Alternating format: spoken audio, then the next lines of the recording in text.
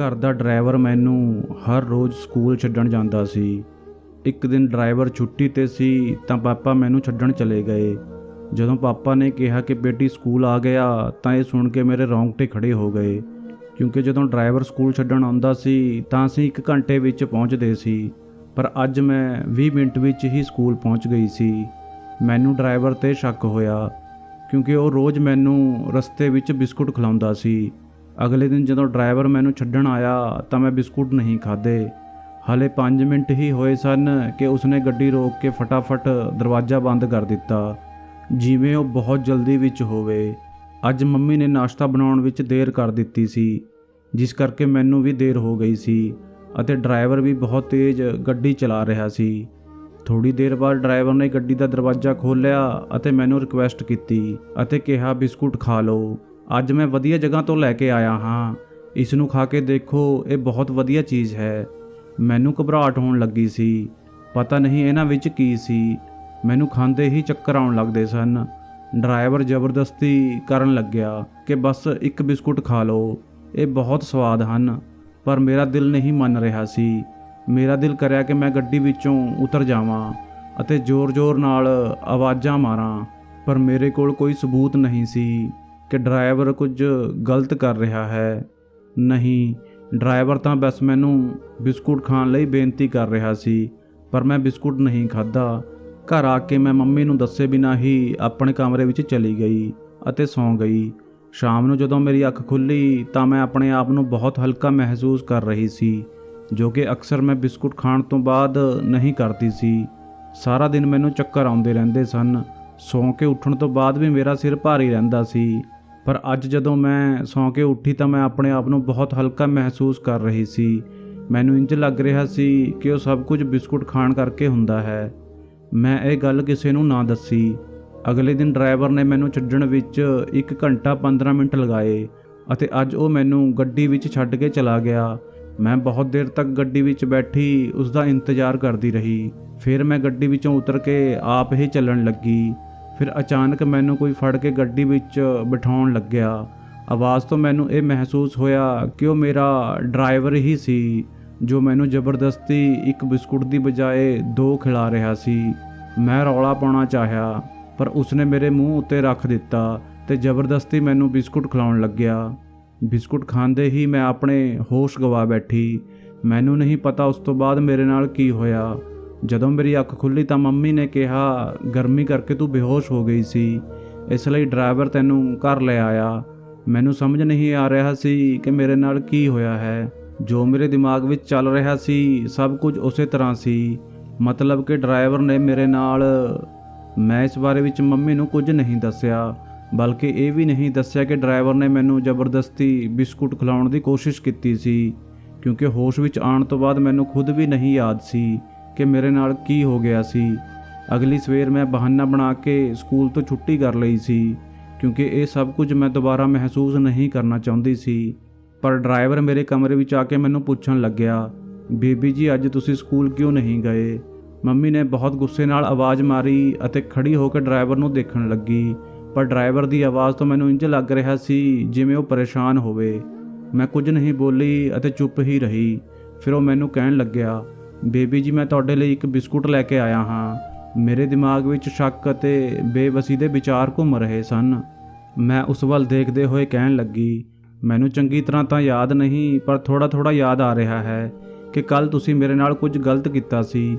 ਪਰ ਡਰਾਈਵਰ ਨੇ ਆਮ ਜਿਹੇ ਸ਼ਬਦਾਂ ਵਿੱਚ ਕਿਹਾ ਕਿ ਇਹ ਮੇਰਾ ਵਹਿਮ ਹੈ, ਕਿਉਂਕਿ ਮੈਨੂੰ ਕੱਲ੍ਹ ਦੀਆਂ ਸਾਰੀਆਂ ਗੱਲਾਂ ਤਾਂ ਯਾਦ ਨਹੀਂ ਸਨ, ਇਸ ਲਈ ਮੈਂ ਕੁਝ ਨਾ ਕਿਹਾ। ਕਮਰੇ ਵਿੱਚ ਹੀ ਲੇਟੇ ਰਹਿਣ ਕਰਕੇ ਮੈਨੂੰ ਭੁੱਖ ਲੱਗਣ ਲੱਗੀ ਸੀ, ਇਸ ਕਰਕੇ ਮੈਂ ਬਿਨਾਂ ਇਹ ਸੋਚੇ ਕਿ ਇਸ ਵਿੱਚ ਕੁਝ ਗਲਤ ਵੀ ਹੋ ਸਕਦਾ ਹੈ, ਉਹ ਬਿਸਕੁਟ ਲੈ ਲਿਆ, ਕਿਉਂਕਿ ਉਹ ਬਿਸਕੁਟ ਡਰਾਈਵਰ ਅੰਕਲ ਮੈਨੂੰ ਬਹੁਤ ਪਿਆਰ ਨਾਲ ਦੇ ਰਹੇ ਸਨ। ਇਸ ਲਈ ਇੱਕ ਵਾਰ ਫਿਰ ਮੈਂ ਉਹ ਬਿਸਕੁਟ ਖਾਣ ਦੀ ਗਲਤੀ ਕਰ ਲਈ ਸੀ। ਦਿਨ ਇੰਜ ਹੀ ਲੰਘ ਰਹੇ ਸਨ।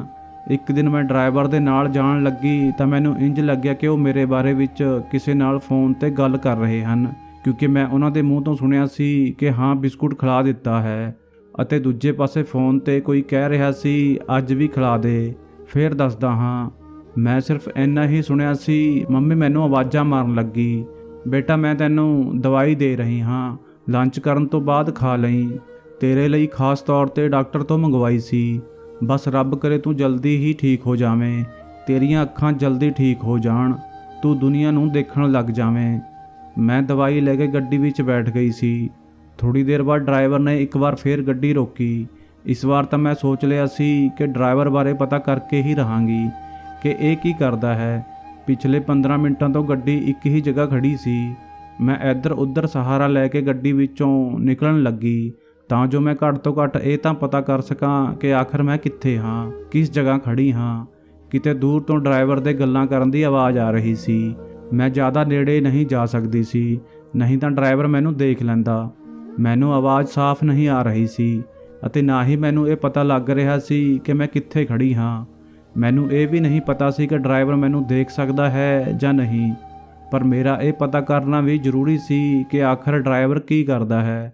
ਦੂਰ ਤੋਂ ਧੂਏਂ ਦੀ ਬਦਬੂ ਆ ਰਹੀ ਸੀ। ਮੈਨੂੰ ਲੱਗਿਆ ਸ਼ਾਇਦ ਡਰਾਈਵਰ ਸਿਗਰਟ ਪੀ ਰਿਹਾ ਹੈ ਅਤੇ ਦੂਜੇ ਹੀ ਪਲ ਮੇਰੇ ਦਿਮਾਗ ਵਿੱਚ ਆਇਆ ਕਿ ਕਿਤੇ ਉਹ ਨਸ਼ਾ ਤਾਂ ਨਹੀਂ ਕਰਦਾ। ਅਤੇ ਉਸ ਦਿਨ ਸ਼ਾਇਦ ਕੁਝ ਹੋਰ ਹੋਇਆ ਸੀ ਜੋ ਉਸ ਦਿਨ ਮੈਂ ਬੇਹੋਸ਼ ਹੋ ਗਈ ਸੀ ਅਤੇ ਮੈਨੂੰ ਕੁਝ ਵੀ ਯਾਦ ਨਹੀਂ ਸੀ। ਕਿਤੇ ਉਸਨੇ ਮੇਰੇ ਨਾਲ ਨਸ਼ੇ ਵਿੱਚ ਕੁਝ ਗਲਤ ਤਾਂ ਨਹੀਂ ਕੀਤਾ ਸੀ। ਮੈਂ ਆਪਣੀਆਂ ਅੱਖਾਂ ਤੋਂ ਦੇਖ ਨਹੀਂ ਸਕਦੀ ਸੀ ਕਿਉਂਕਿ ਮੈਂ ਅੰਨ੍ਹੀ ਸੀ ਅਤੇ ਮੈਂ ਕਿਤੇ ਭੱਜ ਵੀ ਨਹੀਂ ਸਕਦੀ ਸੀ। ਮੈਨੂੰ ਤਾਂ ਇਹ ਵੀ ਨਹੀਂ ਪਤਾ ਸੀ ਕਿ ਜਿਸ ਪਾਸੇ ਮੈਂ ਜਾ ਰਹੀ ਹਾਂ ਉਸ ਪਾਸੇ ਡਰਾਈਵਰ ਹੋਵੇਗਾ ਵੀ ਜਾਂ ਨਹੀਂ, ਅਤੇ ਮੈਨੂੰ ਇਹ ਵੀ ਡਰ ਸੀ ਕਿ ਕਿਤੇ ਉਹ ਮੈਨੂੰ ਦੇਖ ਨਾ ਲਵੇ।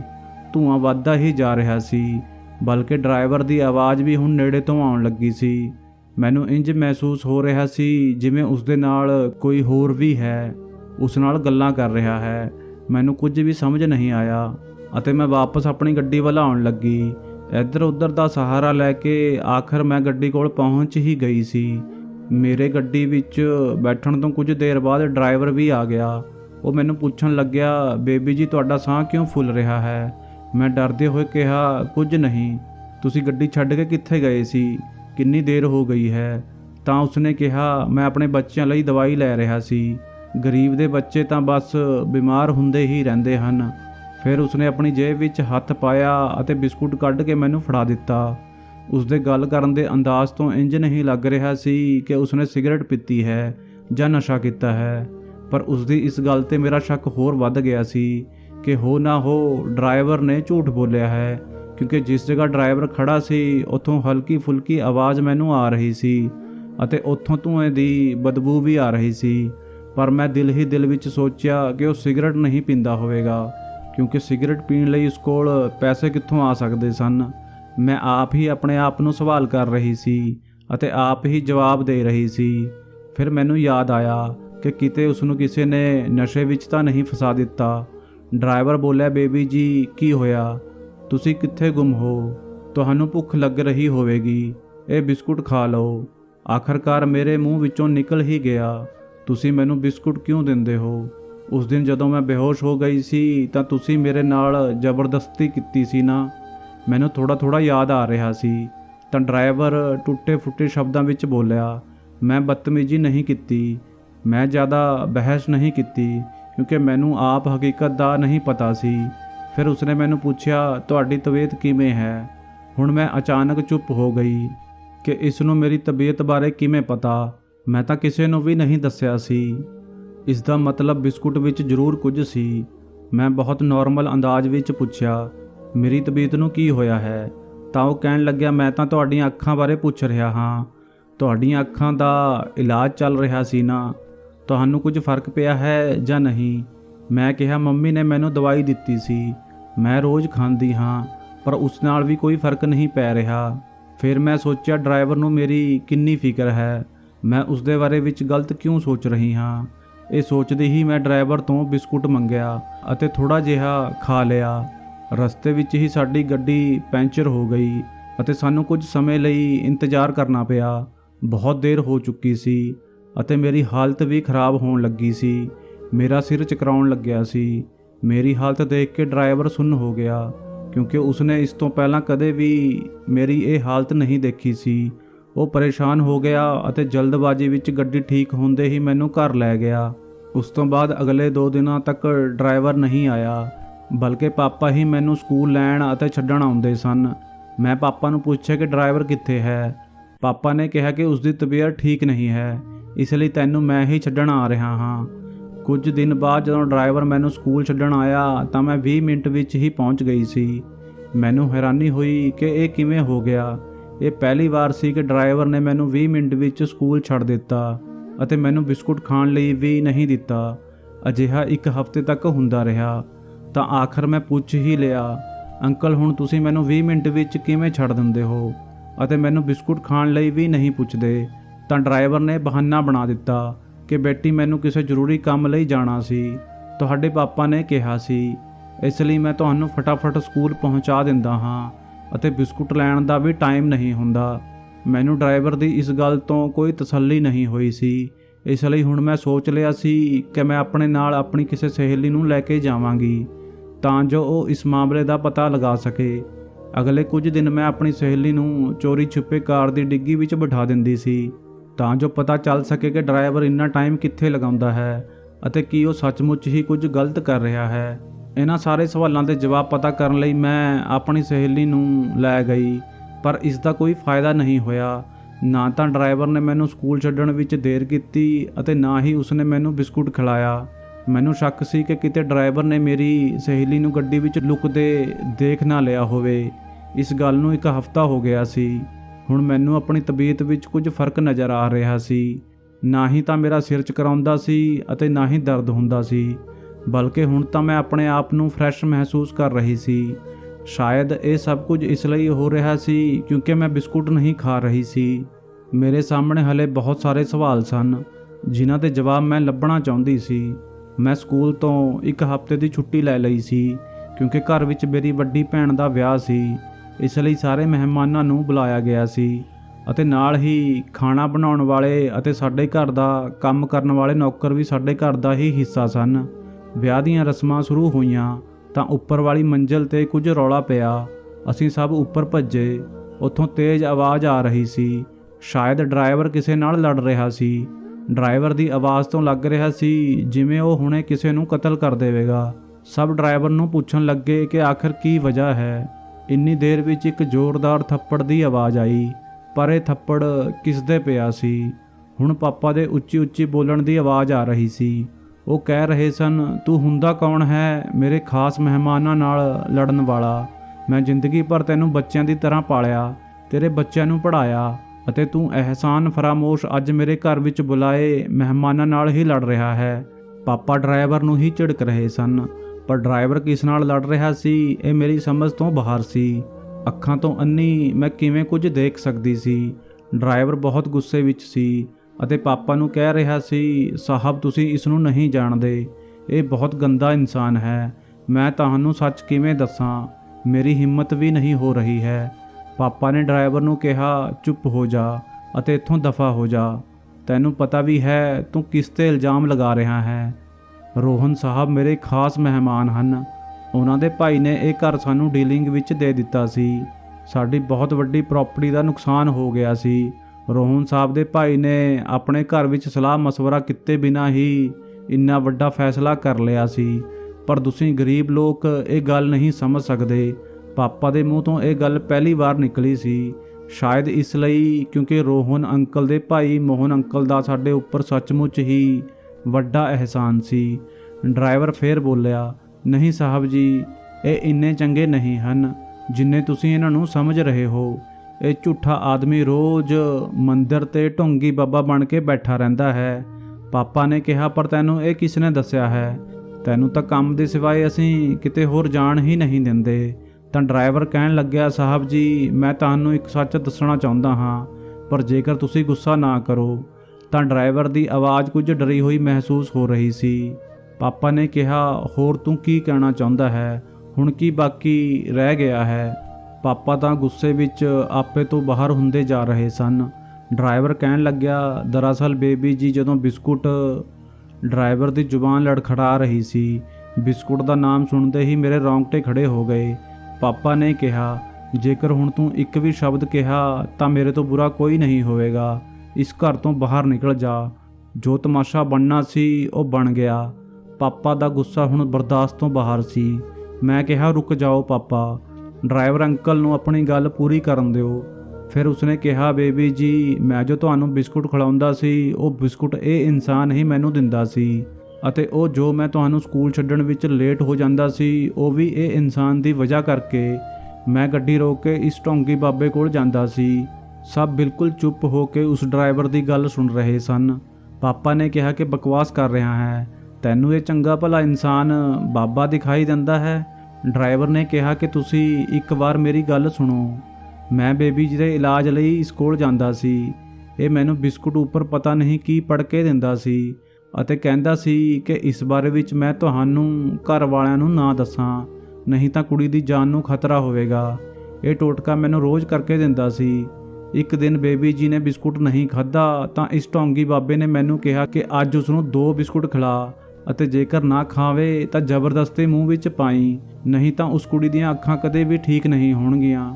ਪਰ ਉਸ ਦਿਨ ਬਿਸਕੁਟ ਖਿਲਾਉਣ ਕਰਕੇ ਬੇਬੀ ਜੀ ਦੀ ਤਬੀਅਤ ਜ਼ਿਆਦਾ ਖਰਾਬ ਹੋ ਗਈ।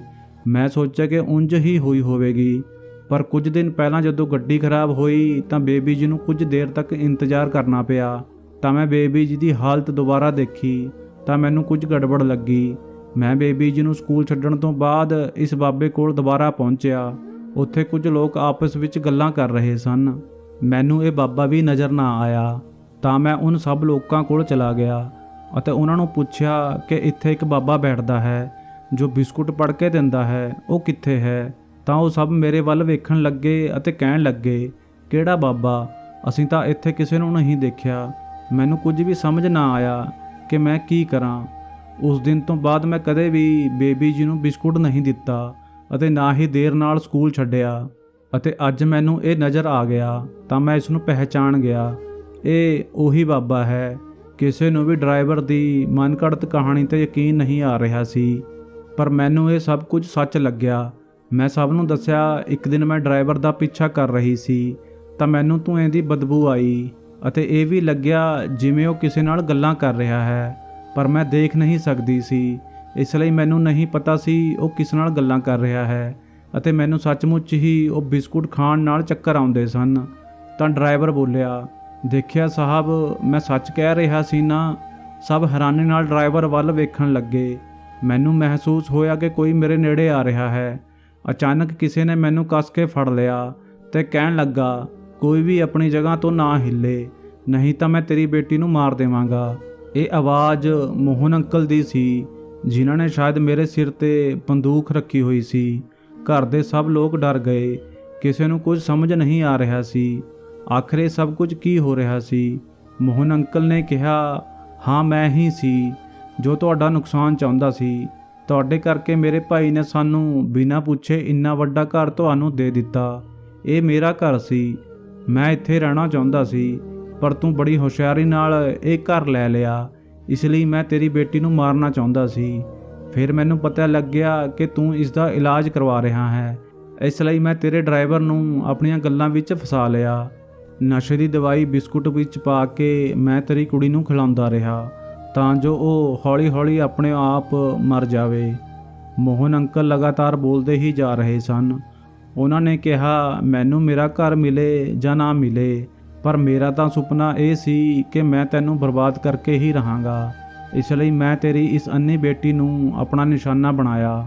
ਮੋਹਨ ਅੰਕਲ ਮੇਰੀ ਕਮਜ਼ੋਰੀ ਦਾ ਮਜ਼ਾਕ ਉਡਾ ਰਹੇ ਸਨ ਅਤੇ ਮੇਰੀਆਂ ਅੱਖਾਂ ਵਿੱਚੋਂ ਹੰਝੂ ਟਪਕ ਰਹੇ ਸਨ।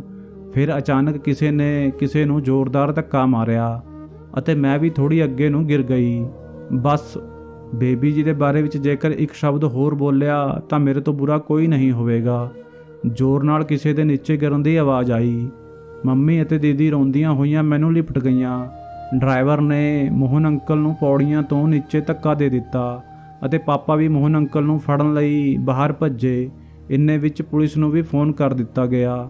ਥੋੜੀ ਦੇਰ ਬਾਅਦ ਪੁਲਿਸ ਆਈ ਅਤੇ ਮੋਹਨ ਅੰਕਲ ਨੂੰ ਫੜ ਕੇ ਲੈ ਗਈ। ਹੁਣ ਜ਼ੋਰ-ਜ਼ੋਰ ਨਾਲ ਕਿਸੇ ਦੇ ਰੋਣ ਦੀ ਆਵਾਜ਼ ਆ ਰਹੀ ਸੀ। ਇਸ ਵਾਰ ਇਹ ਆਵਾਜ਼ ਪਾਪਾ ਦੇ ਰੋਣ ਦੀ ਸੀ। ਪਾਪਾ ਕਹਿ ਰਹੇ ਸਨ, ਮੈਨੂੰ ਮਾफ़ ਕਰ ਦੇ। ਮੈਂ ਤੈਨੂੰ ਕਿੰਨਾ ਗਲਤ ਸਮਝਿਆ, ਤੇਰੇ ਉੱਪਰ ਹੱਥ ਚੁੱਕਿਆ। ਤੂੰ ਗਰੀਬ ਹੋ ਕੇ ਵੀ ਮੇਰੀ ਬੇਟੀ ਦੀ ਇੰਨੀ ਮਦਦ ਕੀਤੀ। ਪਾਪਾ ਦਾ ਘੜਾ ਭਰਿਆ ਹੋਇਆ ਸੀ। ਸ਼ਾਇਦ ਮੈਨੂੰ ਵੀ ਡਰਾਈਵਰ ਅੰਕਲ ਤੋਂ ਮਾफ़ੀ ਮੰਗਣੀ ਚਾਹੀਦੀ ਸੀ। ਮੈਂ ਵੀ ਪਤਾ ਨਹੀਂ ਉਹਨਾਂ ਦੇ ਬਾਰੇ ਵਿੱਚ ਕੀ ਸੋਚ ਬੈਠੀ ਸੀ। ਮੈਂ ਕਿਹਾ, ਅੰਕਲ ਮੈਨੂੰ ਵੀ ਮਾफ़ ਕਰ ਦਿਓ। ਮੈਂ ਵੀ ਤੁਹਾਡੇ ਬਾਰੇ ਵਿੱਚ ਕਿੰਨਾ ਗਲਤ ਸੋਚਿਆ। ਡਰਾਈਵਰ ਅੰਕਲ ਨੇ ਕਿਹਾ, ਤੁਸੀਂ ਮੈਨੂੰ ਸ਼ਰਮਿੰਦਾ ਕਿਉਂ ਕਰ ਰਹੇ ਹੋ? ਜੋ ਕੁਝ ਹੋਇਆ ਉਸ ਨੂੰ ਛੱਡ ਦਿਓ। ਕੁਝ ਦੇਰ ਬਾਅਦ ਸਭ ਫੇਰ ਆਪਣੇ ਆਪਣੇ ਕੰਮਾਂ ਵਿੱਚ ਲੱਗ ਗਏ। ਅਸੀਂ ਪਤਾ ਨਹੀਂ ਕਿਉਂ ਕਿਸੇ ਦੇ ਬਾਰੇ ਵਿੱਚ ਚੰਗੀ ਤਰ੍ਹਾਂ ਜਾਣੇ ਬਗੈਰ ਉਸ ਉੱਤੇ ਇਲਜ਼ਾਮ ਲਗਾ ਦਿੰਦੇ ਹਾਂ। ਇਹ ਵੀ ਤਾਂ ਹੋ ਸਕਦਾ ਹੈ ਕਿ ਸਾਹਮਣੇ ਵਾਲੇ ਦੀ ਨੀਅਤ ਚੰਗੀ ਹੋਵੇ ਅਤੇ ਗਰੀਬਾਂ ਦਾ ਦਿਲ ਕਿੰਨਾ ਵੱਡਾ ਹੁੰਦਾ ਹੈ। ਉਹ ਅਮੀਰ ਲੋਕਾਂ ਦੀ ਤਰ੍ਹਾਂ ਧੋਖੇਬਾਜ਼ੀ ਨਹੀਂ ਕਰਦੇ। ਮੋਹਨ ਅੰਕਲ ਵਰਗੇ ਲੋਕ ਤਾਂ ਜਾਇਦਾਦ ਦੀ ਖਾਤਰ ਕਿਸੇ ਨੂੰ ਜਾਨ ਤੋਂ ਮਾਰਨ ਦੀ ਪਰਵਾਹ ਵੀ ਨਹੀਂ ਕਰਦੇ। ਤੁਹਾਡੀ ਇਸ ਬਾਰੇ ਵਿੱਚ ਕੀ ਰਾਏ ਹੈ ਕਿ ਡਰਾਈਵਰ ਨੇ ਸਹੀ ਕੀਤਾ ਸੀ? ਤੁਹਾਨੂੰ ਇਹ ਕਹਾਣੀ ਕਿਹੋ ਜਿਹੀ ਲੱਗੀ? ਕਮੈਂਟ ਕਰਕੇ ਸਾਨੂੰ ਜ਼ਰੂਰ ਦੱਸਿਓ।